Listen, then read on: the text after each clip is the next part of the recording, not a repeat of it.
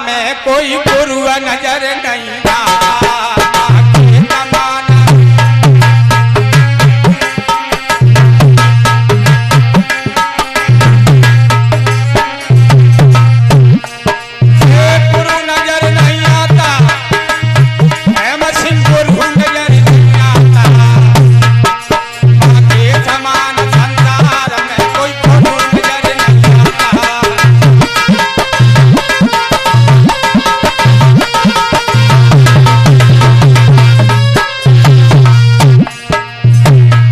अगर मां न होती, विचार करो, मां न हो तो इन बेटियों का ये शरीर मिल जाएगा इन्हें? अच्छा हमारा नहीं मिलेगा तो फिर माता पिता की सेवा क्यों नहीं करते? ये विडंबना है। मंदिर में मत्था टेकेंगे, मंदिर में उल्टे सीधे गिरेंगे, लेकिन बूढ़े माँ पिता की सेवा नहीं करेंगे। समान संसार में कोई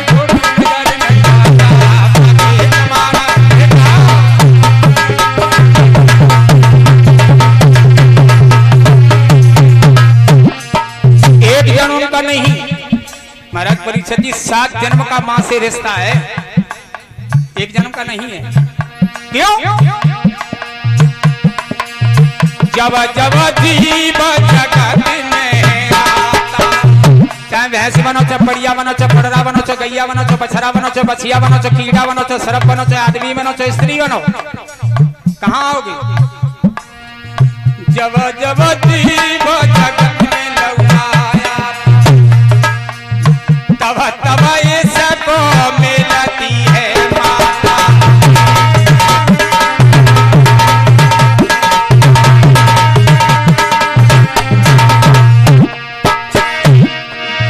माता से सबको नाता,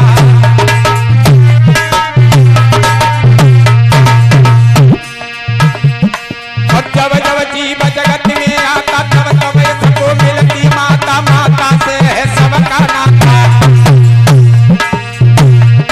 माँ के समान संसार में कोई गुरु नजर नहीं आता। माँ के समान संसार में कोई गुरु नजर नहीं आता।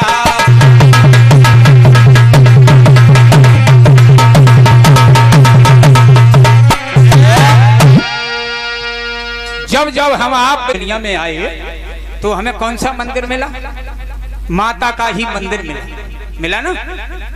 अब माता के उदर में जब हम आए तो भगवान ने कहा तुझे थोड़ा दंड देंगे।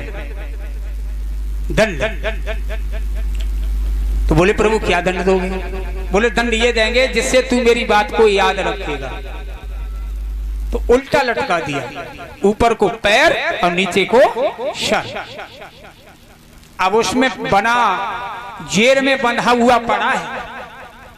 अब भगवान को याद कर रहा है कि प्रभु आप जो मुझे कष्ट दे रहे हैं, जो मुझे दुख हो रहा है, ये सब कुछ मुझे बर्दाश्त है, लेकिन प्रभु इस माँ के उदर से, इस नरक से मुझे बाहर निकाल। भगवान ने कहा भूल तो नहीं जाएगा?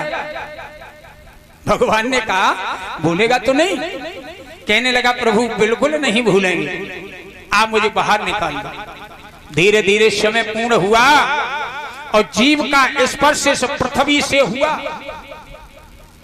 तो अंदर तो कह रहा था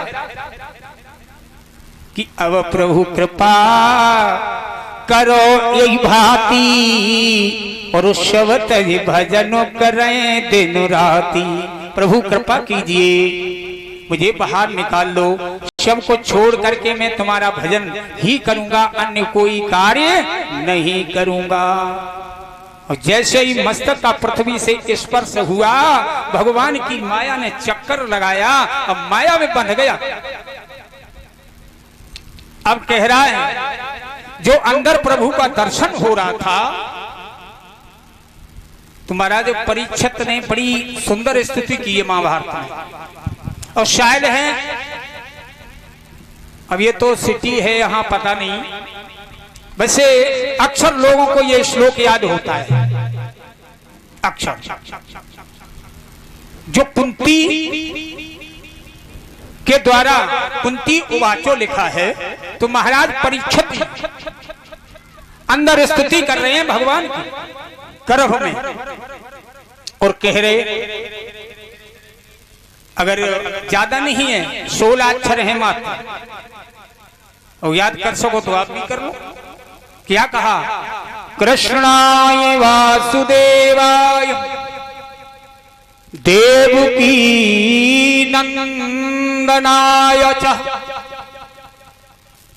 कृष्णाय वासुदेवाय देवकी नंदनाय च, नीचे नंद गोप कुमाराय गोविंदाय नमो नमः। बड़ा भाव अच्छा है इस श्लोक में। कृष्णाय वासुदेवाय कि हे महायोगी राज कृष्ण भगवान, आपके पिता श्री वसुदेव देवकी नंदनाय च, देवकी के पुत्र हो, गोविंदाय, गो कहते इंद्रियों को, विंद कहते बीधने वाला, जो सारी इंद्रियों को अपने वशीभूत करके, जिनको सुरभि गाय ने महाराज अभिषेक किया था भगवान कृष्ण जी का, कृष्ण भगवान का अभिषेक किया था सुरभि गाय ने। कब? जब गोवर्धन की पूजा हुई थी, जब आगे बताएंगे कथा में। और एक गाय नहीं थी महाराज, 8 गायें थी स्वर्ग सारे ब्रह्मांड की। इस ब्रह्मांड में जितनी गैयां हैं, उन 8 गायों का प्रातःकाल सायंकालीन जो नाम लेता है, उसे सारे ब्रह्मांड की गैयों का पुण्य प्राप्त होता है। इतना विचित्र श्लोक महाभारत में और पद्म पुराण में आया। तो सुरभि गाय ने भगवान का अभिषेक किया था, इसलिए उनका नाम गोविंद पड़ा था। तो कहते हैं हे गोविंद, गोविंदाय च नमो नमः, हे गोविंद भगवान, मैं आपको बार बार नमन करता हूँ, आपको बंधन करता हूँ। हमारी इस ब्रह्म शस्त्र से आप रक्षा कीजिए। विचार कीजिए, भगवान भक्त के बस में है ना? क्यों कहा है किसी ने? क्या कहा है? होते आए भगवान भगत के पथ में, होते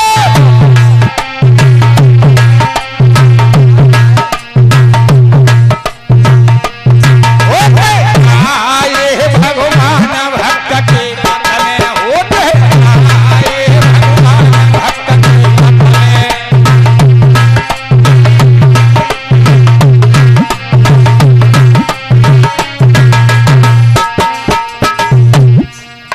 भगवान किसी योद्धा के बस में नहीं है महाराज परीक्षित जी, न काउ शक्ति के बस में, और बस में है तो किनके? केवल भक्त के। भक्तो पराधीना, भगवान पराधीन है अपने भक्त के आगे। क्या लिखा? होते आए भगवान भगत के पथ में, होते आए भगवान भक्त के पथ में।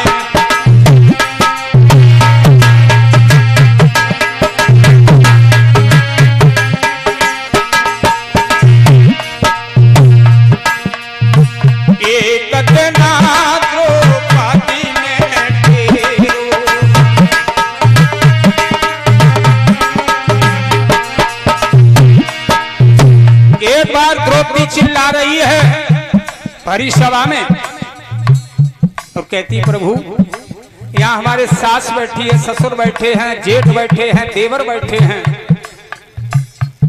पहले तो किसके अधीन थी महाराज परीक्षित जी? कि हमारे फौजी भैया बैठे, मैं लाज बचाई ली। मैं परीक्षित दादा बैठे हैं, द्रोणाचार्य, कृपाचार्य, अश्वत्थामा, कर्ण, अर्जुन, नकुल, सहदेव, भीम, युधिष्ठिर सभी बैठे हैं, हमारी लाज बच जाएगी।